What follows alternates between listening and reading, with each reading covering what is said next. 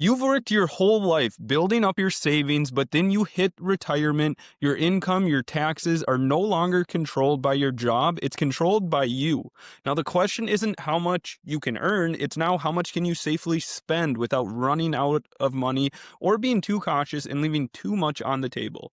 That's where retirement income planning comes in. And today we're going to talk about how to turn your retirement savings into a reliable lifetime paycheck. Let's start with the foundation, your income floor. Think of this as the baseline income you can absolutely count on every month, no matter what the markets are doing. For most people, that floor starts with Social Security and pension income, the classic guaranteed income sources. These are sources of income that will continue with no relationship to the stock market or your other investments. Now, spending above your income floor or guaranteed income streams gets supplemented with your investment assets, such as IRA, 401k, brokerage account, etc. Now, let's talk about how we strategically plan for withdrawals from investment accounts when income is needed. The concept is liability matching. It's simply the idea of matching your income needs to your liabilities to assets that mature right when you need the money. For example, if you know you'll need $50,000 from your investment accounts 3 years from now, you could buy a bond that matures in exactly 3 years. That way, when you need the money, it's there. No guesswork, no selling investments at a bad time, and the elimination of interest rate risk. Now, I wouldn't recommend just buying a company bond that could end up defaulting. There are other investment vehicles that have maturity dates, such as a corporate bond fund that all of the investments mature around the same time. There's also treasuries, CDs, things like that. But just want to make sure I'm being clear that I'm not recommending you put everything into one bond that could default. It's important to diversify away from that. This approach gives your plan structure and predictability. You're not just hoping markets cooperate, you're designing your income intentionally. Now, you might have heard of the bucket strategy. It's where you divide your assets into different buckets based on time horizon. There might be a short-term bucket, a medium-term bucket, and then a long-term bucket.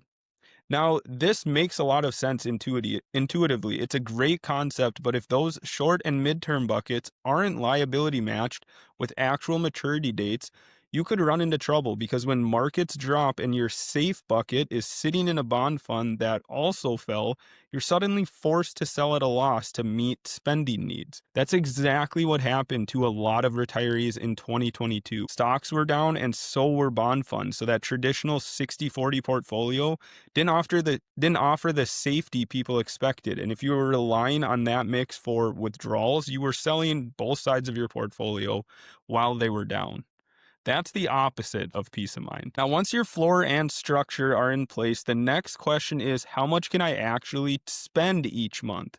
Now, that's where the guardrail approach comes in, a dynamic framework used to calculate your monthly spending capacity in retirement. Instead of guessing a fixed withdrawal rate, the guardrail system gives you a target spending level with built-in flexibility. For example, you start with an initial monthly amount, say $10,000 a month, with upper and lower guardrails set. If your portfolio grows faster than expected, you can give yourself a raise.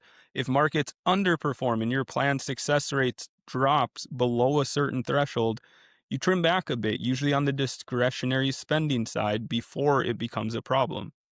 It's proactive, it's not reactive, and because it's continuously monitored, it keeps your retirement income sustainable while letting you enjoy your money confidently in good markets. If your goal is to die with zero, a concept made popular by Bill Perkins' book, this approach can make sure you're not leaving a big legacy at the end of your plan. If your goal is to leave a big legacy, we can account for that as well. Think of it like cruise control with safety sensors, automatically adjusting your speed to keep you on course. You're not rigidly locked into one spending number forever. You're adapting as life and markets evolve. That flexibility is what keeps retirees from either overspending too early or living too conservatively and underspending their potential. That's why planning, real, thoughtful, dynamic planning is so powerful.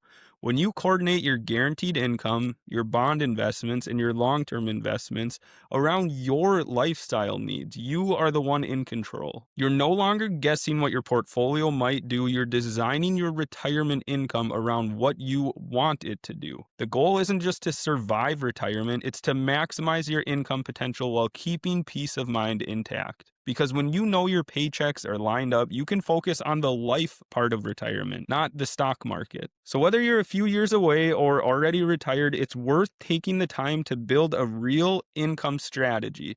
Not just a mix of funds, but a plan that's designed to give you freedom, flexibility, and confidence, no matter what the markets throw your way. And always remember, money is a tool, knowledge is freedom, and planning is power. I hope you have a great rest of your day. Please hit the subscribe button, and I'll see you next week.